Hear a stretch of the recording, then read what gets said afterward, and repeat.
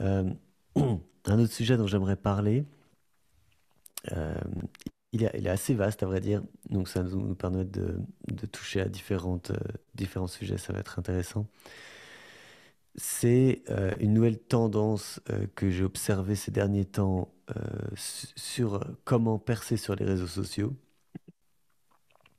Et notamment pour percer sur les réseaux sociaux, enfin, pour moi, la manière dont je vois les réseaux sociaux aujourd'hui, c'est qu'en fait, c'est l'équivalent d'une rue piétonne dans un centre-ville avec des saltimbanques. Donc des gens qui font, je sais pas, il y en a un qui va faire du hip-hop, l'autre qui va faire jouer d'un instrument, le troisième qui va être pantomime. Et en fait, ce sont des gens du divertissement et donc ça favorise les extrêmes. Des gens qui sont extrêmement beaux ou alors extrêmement laids ou alors extrêmement musclés et qui vont dire des choses extrêmes aussi. Et ça nous amène notamment à des phénomènes, des étoiles filantes qu'on voit apparaître, comme notamment une personne dont on parle énormément depuis très peu de temps, qui s'appelle Andrew Tate, qui est un euh, kickboxer, je crois, britannique, Ouais. qui, c'est, En, moitié américain, moitié britannique. oui, Britannique. pardon, moitié américain, oui, Et un de père mère anglaise, et de ouais, père afro-américain, je ouais, crois. de père afro-américain qui, je crois, travaillait dans l'armée et qui était joueur d'échecs. Lui-même, Andrew a beaucoup joué aux échecs et son frère, il travaille beaucoup avec son frère et qui, lui, s'est reconverti dans les caméras Dans les peep shows. coquines, peep show, euh, et qui, je pense, a gagné un peu d'argent dedans. Il est allé s'installer en Roumanie et puis il a commencé à. C'est assez difficile de savoir comment est-ce qu'il a réussi à Ouais, je percer, sais mais pas. j'ai l'impression que il a notamment créé une communauté de gens qui voulaient l'imiter, à qui donner des conseils d'entrepreneuriat, qui existe toujours cette communauté. C'est un peu un abonnement. Et grâce à eux, en fait, il a commencé à faire connaître ses idées. Je pense qu'il a dû affiner aussi son discours, devenir plus à l'aise devant la caméra, etc. Se donner un style, c'est-à-dire, en fait, comme font tous ces gens, quoi, d'être très reconnaissable. Lui, c'est avec ses lunettes, et puis une certaine manière de s'habiller, et Son puis cigare. son cigare, effectivement, et son frère aussi. Et c'est vraiment fascinant parce que tu me dis toi-même que parmi les jeunes anglophones de 13 14 ans, euh, Andrew Tate est quasiment leur sujet de conversation numéro un ou une des personnes qui est la plus suivie, hein, c'est ça? Oui, j'ai encore vu ça ce week-end. J'ai un fils qui est dans une école anglaise, dans un internat en Angleterre. Il a 13 ans. Et dans cet internat, la direction applique, c'est une école privée, hein, internat à l'anglaise vraiment traditionnelle, mais Mhm. ils appliquent quand même les directives du gouvernement britannique, du ministère de l'Éducation britannique, qui sont infestées de wokisme. Donc, euh, les couples, peu importe le type de couple, peu importe le type de relation, tout est équivalent, tout se vaut. Il faut, euh, il faut la diversité, la tolérance la plus extrême. Donc, en gros, c'est la nouvelle religion actuelle. Et, euh, et puis ces idées écrasent un peu les jeunes hommes, les jeunes garçons, c'est-à-dire qui sont soupçonnés d'être violents, d'être violeurs, c'est toutes les histoires autour du consentement. Il faut signer un papier en 4 exemplaires avant de pouvoir embrasser une fille, plus si affinité.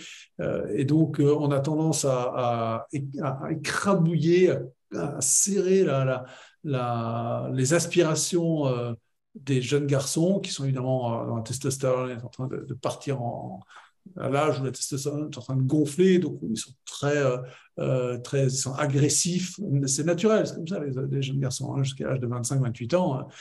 Ensuite, ça baisse, mais la testostérone, ils sont très inventifs, très créatifs, très agressifs, très turbulents, très entreprenants avec les filles, les femmes aussi, enfin bref, et parfois maladroits.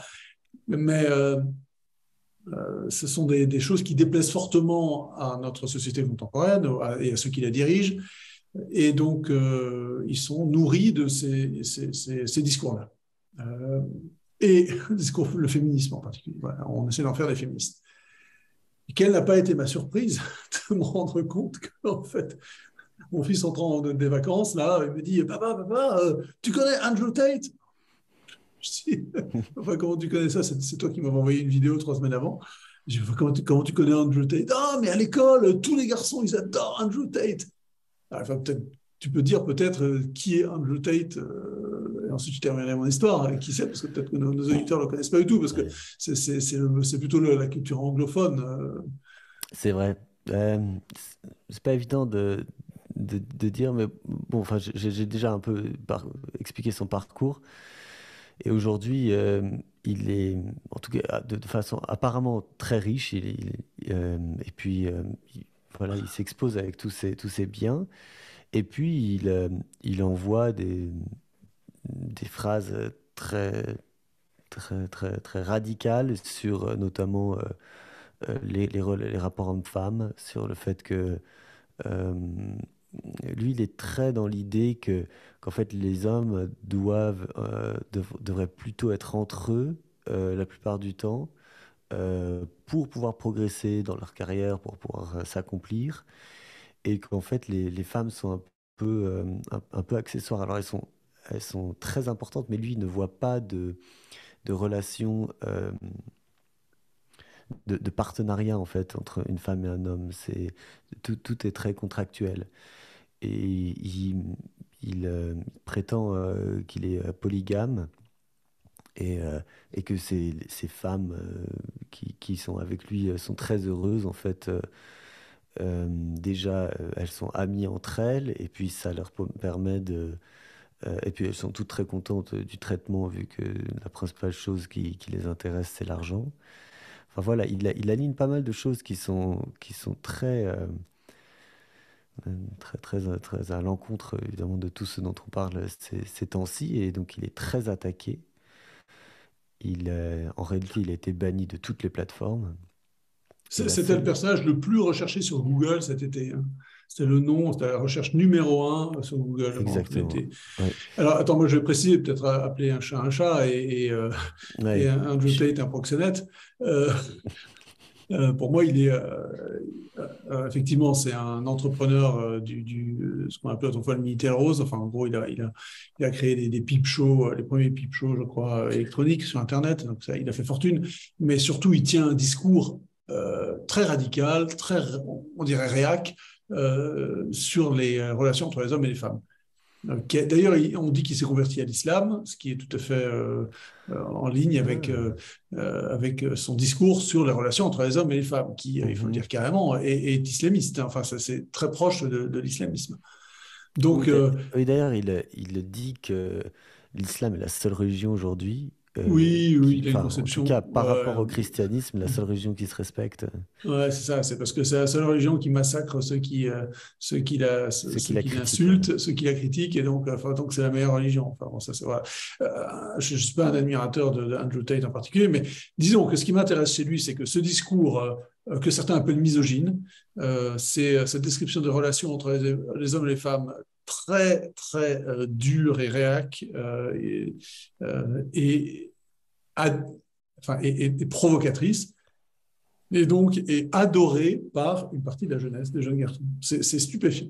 Des jeunes garçons qui sont bombardés de messages féministes, ricanent devant ces messages et Mhm. adorent Andrew Tate. Alors ils savent très bien, et donc je le vois avec mon fils, ils savent très bien que Andrew Tate est détesté, est un paria pour les adultes qui les enseignent, qui les dirigent.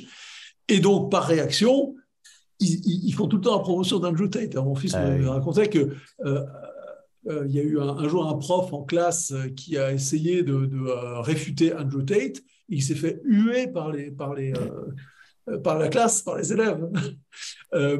Dimanche dernier, j'étais à une réunion parents-prof de l'école de mon fils en Angleterre, et donc on avait le soir une conférence sur la sécurité des enfants sur Internet, et la slide du méchant sur Internet, c'était pas les apôtres de la castration chimique et de l'ablation des organes sexuels des jeunes hommes, des jeunes garçons, des jeunes filles, comme il y a aujourd'hui dans le mouvement trans. C'était Andrew Tate, c'était lui qui était sur la vidéo avec son cigare, avec plein de fumée, et qui est le méchant dont il faut que les enfants se méfient, etc.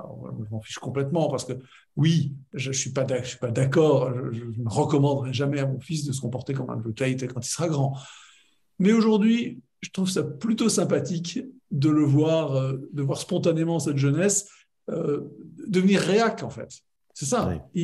Ils sont nourris de marxisme culturel et ils ne sont pas cons, ces gamins. Ils ne savent pas pourquoi, mais ils savent que ça pue. Ils savent que ça sent l'excrément, ce qu'on leur donne, ce qu'on leur sert. Et donc, ils vont chercher l'exact opposé Ouais.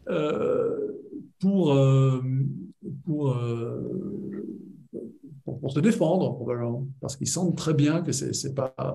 Voilà, puis ils savent aussi qu'ils paraissent un peu voyous en faisant ça, donc ça leur plaît. Ouais. Ouais, exactement. Et Andrew Tate est donc vraiment banni de partout, tous ses Oui, comptes sur les réseaux mets sociaux. mets en description une vidéo, sa vidéo, celle que tu m'avais envoyée, l'interview qui est assez longue, où il raconte. Oui, il a fait Euh, un podcast avec Full Send et qui sont euh, les rares personnes qui acceptent de s'entretenir avec lui. Il y a eu depuis néanmoins Piers Morgan, le oui, journaliste britannique. D'ailleurs, Andrew Tate, c'est complètement ramassé dans cette interview. C'est là qu'on voit qu'il ne vaut pas grand-chose intellectuellement, hein. Il est nul, hein. Face à Andrew Tate, face à Piers Morgan, il s'est complètement écrabouillé. Enfin, moi, Ouais. j'ai vu un crash en flammes, hein, sincèrement.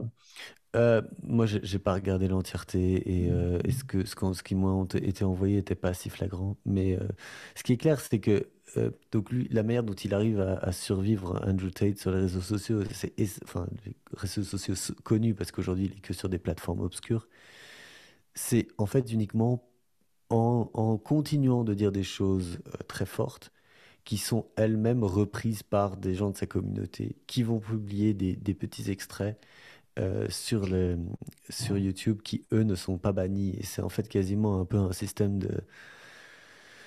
comme le Bitcoin ou comme tous ces systèmes où en fait l'information est décentralisée et donc on n'arrive pas YouTube ou les On ne autres peut pas n'arrivent pas l'arrêter, on ne peut pas à la contrôler, on ne bloquer peut pas la Twitter parce censurer. Oui. que ouais voilà c'est Ouais. ça il est décentralisé. Et c'est assez extraordinaire. Et donc, évidemment, vous aurez, enfin, si vous avez entendu parler d'Andrew Tate, c'est certainement, je suppose, la troisième personne.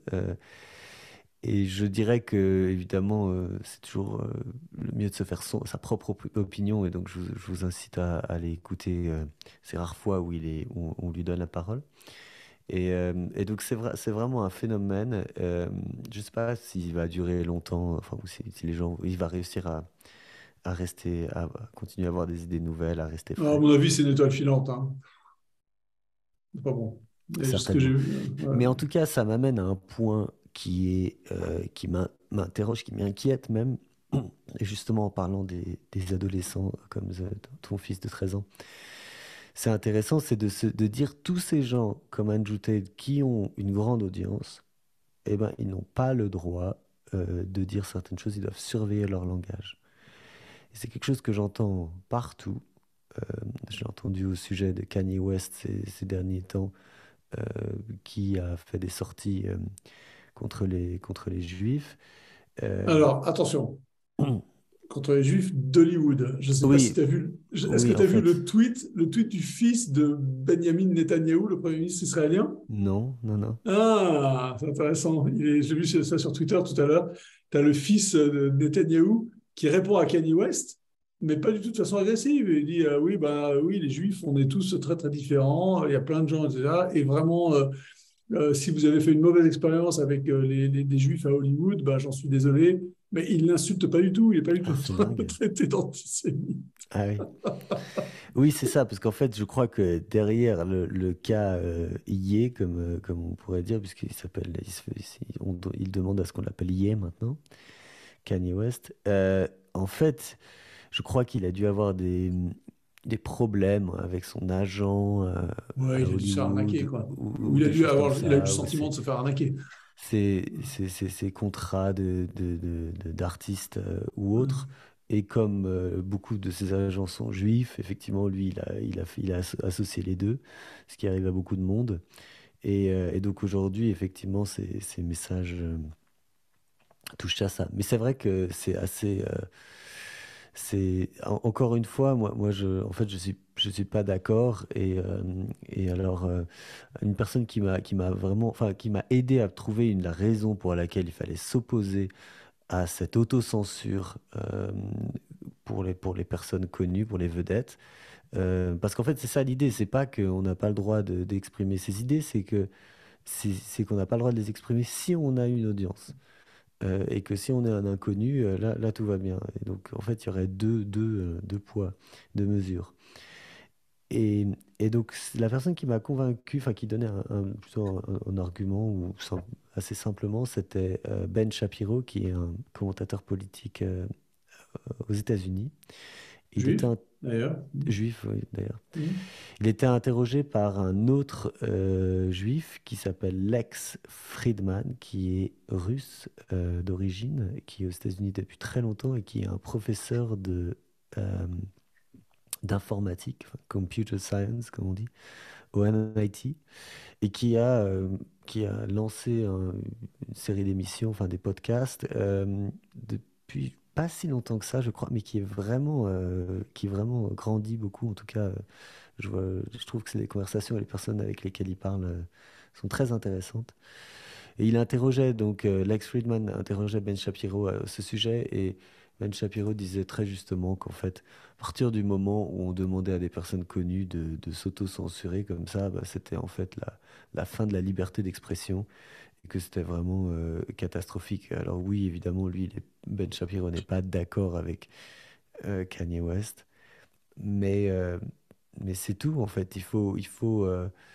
Ouais, on peut pas, la responsabilité, si quelqu'un ayant écouté Kanye West ou ayant écouté Andrew Tate ou autre commet une atrocité ou que sais-je, ça ne peut pas être à mon sens de la responsabilité de Andrew Tate, de Kanye West. Enfin, c'est la responsabilité ultimement de cette personne. On essaye de nous faire croire le contraire de nos jours. Et moi, je te tiens à réitérer que je suis formellement opposé à ça. Et évidemment, il y a une question supplémentaire qui est qu'est-ce qu'on fait vis-à-vis des jeunes, des adolescents? Et moi, ma réponse, ce serait de dire, je ne sais pas si tu es d'accord, mais ultimement, c'est la responsabilité des parents de faire en sorte que leurs enfants soit ne puissent pas avoir accès aux réseaux sociaux, n'aient pas de téléphone, ou du moins que l'accès soit contrôlé pour qu'ils ne puissent pas regarder n'importe quoi, parce qu'ils restent quand même influençables à leur âge. Soit d'essayer, dans la mesure du possible, de discuter avec eux des pour et des contre. Moi, je refuse d'infantiliser déjà les adultes en considérant que s'ils font quelque chose de mal, c'est de la responsabilité de Kanye West ou d'Andrew Tate ou de qui sais-je. Et puis, et même les enfants, je pense que il faut se dire qu'ils sont capables. Enfin, je suppose que ton fils est largement capable, en fait, de percevoir des failles dans les raisonnements d'Andrew Tate et de ne pas se laisser complètement retourner le cerveau par ça. Qu'est-ce que tu en dis? Alors, on a tous des références sur des personnages, des sortes d'idoles, au sens d'idole des jeunes, hein, pas au sens religieux. C'est-à-dire des autorités, des références, des personnes auxquelles on fait confiance lorsqu'elles émettent lorsqu'elles parlent, parce qu'on a pu tester la solidité de ce qu'elles disent, ou bien parce qu'elles elles sont globalement admises. leur discours est globalement admis par les gens, par les autorités médiatiques. Et donc, c'est difficile de penser toujours par soi-même et de se faire une idée sur tout ce que disent les gens. C'est un gros travail pour, pour, euh, pour jauger de ce que disait Henri Lesquin dans sa conférence sur les origines indo-européennes du judaïsme et du christianisme. Ça m'a demandé pas mal de boulot. Mhm. D'abord parce que j'ai des années de formation derrière moi, en théologie, en histoire, en spiritualité, mais aussi parce qu'ensuite j'ai dû faire des recherches pour cet après-midi, là, pour m'assurer de ce qu'il disait. Et donc, on a spontanément, on a besoin d'avoir foi en quelqu'un. On a foi en C'est vrai. tel, tel auteur, tel journaliste, tel influenceur, comme on dit, tel polémiste, tel publiciste. Et, euh, et oui, bah, finalement, tu as tout à fait raison. On fait ces expériences. Euh, Moi, j'ai souvent, dans ma vie, j'ai eu plusieurs types d'auteurs ou de personnages comme ça dont j'étais un grand fan. Et, et tout ce que j'essaie de lire, tout ce qu'il avait écrit, d'écouter tout ce Mhm. qu'il disait, jusqu'à ce que je me rende compte que, tiens, sur ce point-là, c'est quand même. Alors là, il est pas. Ce point-là va pas. Alors soudain, l'idole se fissure. L'image, le portrait, le portrait est un peu sale. Il n'est pas parfait. Et puis j'ai appris, par exemple, que il y a certains auteurs qui sont bons sur un sujet, mais ce n'est pas parce qu'ils sont bons sur le sujet qu'ils sont bons sur les autres. Oui. Et donc il faut, comme dit l'Évangile, hein, séparer le bon grain de l'ivraie. Il faut, euh, il faut filtrer, il faut trier, il faut expérimenter les déconvenus aussi, hein, pour apprendre ça. Ça sert à rien de critiquer. On essaie de nous l'apprendre à l'école depuis qu'on est tout petit, de nous faire notre propre opinion, mais on met en réalité 40 ans. C'est pas avant l'âge de 40 ans, je pense, que j'ai réussi vraiment à commencer un tout petit peu à savoir bien apprécier. Euh, je me souviens quand j'étais étudiant, en première année de mes études, je vivais dans une famille à Levallois-Perret. Et le père j'avais une chambre chez des gens, et lui était un ancien colonel d'artillerie. Et il avait une grande culture. Il aimait bien discuter avec moi j'ai beaucoup discuté avec lui. Il n'avait pas de fils, donc c'est peut-être pour ça qu'il m'aimait bien. Il y avait que des filles. Et puis, je me souviens, un jour, je lui ai dit, ah, mais il y a tel auteur, je ne sais plus à quel sujet, mais tel auteur avait prévu que ça allait arriver, et d'ailleurs, c'est arrivé. Et donc, il devait particulièrement bien penser, ou être Mhm. particulièrement bien informé, ou avoir un don extra lucide.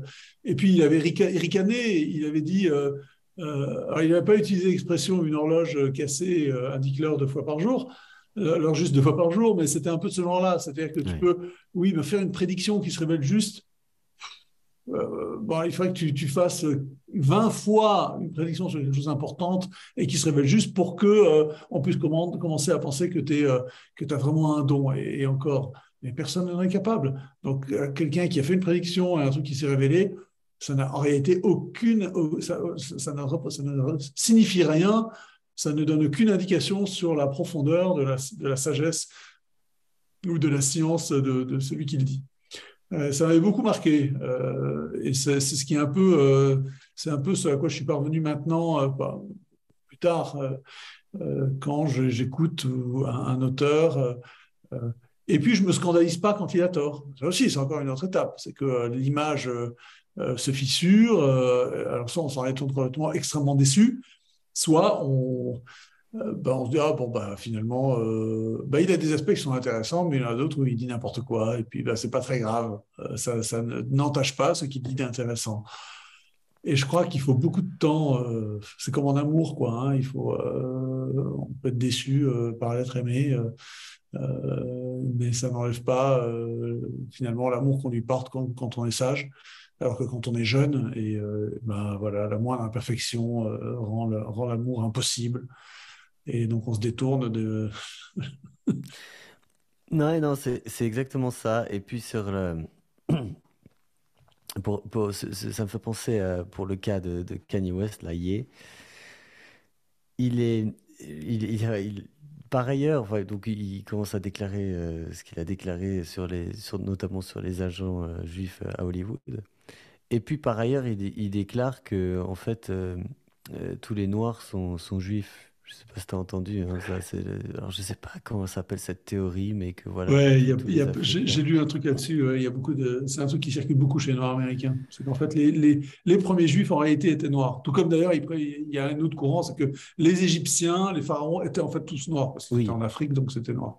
ouais, Il ça y a des aussi, espèces ouais. de légendes urbaines qui circulent chez les Noirs américains, les Afro-américains, et qui arrivent chez nous d'ailleurs. Par ailleurs, il y avait déjà quelque chose qui m'avait fait vraiment amuser lors d'un entretien que Kanye West avait donné. C'était que donc aujourd'hui, il est divorcé de Kim Kardashian et donc il râlait un peu au sujet de sa famille à elle et du fait que on l'empêchait de dire ce qu'il voulait quand il était avec elle. Et donc c'était assez amusant d'avoir l'impression d'avoir quelqu'un qui sort de la caverne, qui est enfin libéré et qui peut s'exprimer. Et puis dans cet entretien, de la même manière qu'il a tendance à se méfier des Juifs, il a commencé à casser du sucre sur le dos du mari de Ivanka Trump, la fille de Donald Trump, donc qui s'appelle Jared Kushner. Jared Kushner, ouais, qui est juif. Et en fait, il faisait du... Le signal qu'il envoyait clairement était qu'en réalité, il aimerait bien que Ivanka divorce de Jared et il aimerait bien devenir le gendre de Trump parce qu'il adore Trump.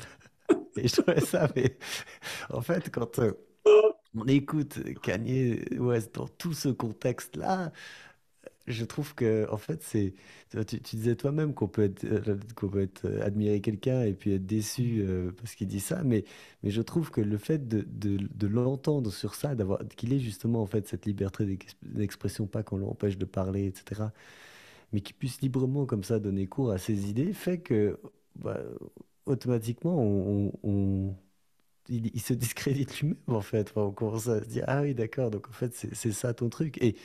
Et surtout, je trouve ça étonnant que les gens n'arrivent pas je sais que c'est scandaleux ce qu'il a dit à bien des égards, mais à faire la distinction entre les domaines dans lesquels il est effectivement très compétent et ceux, donc par exemple, euh, la musique, ou alors Oui. évidemment tout ce qui est la mode, enfin le design, enfin, il faut quand même regarder son histoire, la marque Yeezy qu'il a réussi à créer avec Adidas, la valeur de tout ça, c'est à quel point il est précurseur en termes de tendance Non, mais dans la ce type a mode. un QI de dingue. Il est Alors, il est absolument fou, hein. génial. Voilà, Il a un gros problème psychiatrique, hein, mais bon, il est génial. C'est un gars incroyable, en hein. termes de marque personnelle, moi je pense que pour être un rappeur, il faut quand même avoir une sacrée bonne connaissance du cool en fait, hein, de la manière de se présenter, de la manière de parler, les concepts qu'on invente, évidemment les phrases qu'on crée dans les paroles, mais c'est, je sais pas, c'est vraiment fort, il y a quelque chose derrière et je trouve ça, enfin, je trouve que c'est dommage en fait comme ça, tout négliger. Euh, mais voilà, moi ça m'a vraiment intéressé de me pencher plus sur son cas et de découvrir un peu l'ampleur de sa pensée. Et puis, Est-ce qu'il a été interrogé par Joe Rogan? Il est jamais passé chez Joe Rogan? En général, c'est vrai que c'est un bon intervieweur. Écoute, non. Il est passé chez Lex Friedman, en Ok, revanche. je connais pas Alex Friedman, tu me le fais Ouais. découvrir ce soir, j'ai Lex regardé. Friedman, il est un peu particulier parce qu'il est très... il parle pas beaucoup et puis il a un ton très monotone, un peu comme moi. Mais bon, enfin, il a l'avantage d'être extrêmement ouvert. Je crois qu'il a même dit que il serait prêt enfin, sa porte est ouverte à Vladimir Poutine, ce qui en 2022 est quand même une sacrée déclaration. Euh, mais non, franchement, je trouve qu'il est vraiment intéressant Ah bah j'ai à comme l'écouter, nouveau- hein. comme nouvelle étoile. Et voilà, donc je vous mettrai aussi en lien ces différentes interventions de Ye. Super. Excellent. Bon, Bien. allez, salut, Ouais, à la prochaine. bonne soirée. Bye. Salut.